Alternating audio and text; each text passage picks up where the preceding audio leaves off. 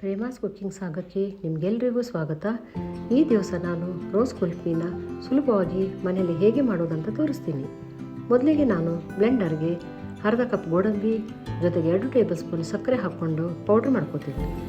ನಂತರ ಒಂದು ಬಾಣಲೆಗೆ 1 ಲೀಟ್ರ್ ಹಾಲು ಹಾಕೋತೀನಿ. ಹಾಲು ಗಟ್ಟಿಯಾಗಿರಬೇಕು. ಅದು ಕುದಿ ಬಂದ ಮೇಲೆ ಮೀಡಿಯಂ ಫ್ಲೇಮ್ನಲ್ಲಿ ಇಟ್ಟುಕೊಂಡು ಕೆನೆ ಕಟ್ಟದಂತೆ ಕೈ ಆಡಿಸುತ್ತಾ ಇರಬೇಕು. 1 ಲೀಟ್ರ್ ಹಾಲು ಅರ್ಧ ಲೀಟ್ರಿಗೆ ಬಂದ ಮೇಲೆ ಪುಡಿ ಮಾಡಿದ ಗೋಡಂಬಿ ಹಾಕಬೇಕು. ಈಗ ನೋಡಿ ಗಟ್ಟಿಯಾಗುತ್ತಾ ಬಂದಿದೆ.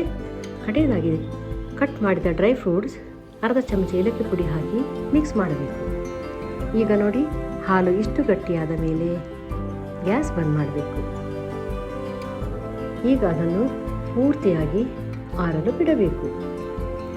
ಅದಕ್ಕೆ 5 ಟೇಬಲ್ ಸ್ಪೂನ್ ರೋಸ್ ಸಿರಪ್ ಹಾಕಿ ಚೆನ್ನಾಗಿ ಮಿಕ್ಸ್ ಮಾಡಿ. ನಂತರ ಕುಲ್ಫಿ ಮೌಲ್ಡ್ಗೆ ಹಾಕಿ ಕವರ್ ಮಾಡಿ ಸ್ಟಿಕ್ ಹಾಕಬೇಕು.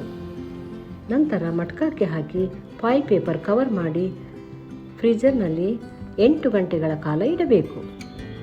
ಈಗ ನೋಡಿ ಸರಿಯಾಗಿ ಸೆಟ್ ಆಗಿದೆ. ಕುಲ್ಫಿ ಮೌಲ್ಡ್ ನೀರಲ್ಲಿ ಕೆಲವು ಸೆಕೆಂಡ್ ಇಟ್ಟು ರಬ್ ಮಾಡಿ ತೆಗೆಯಬೇಕು.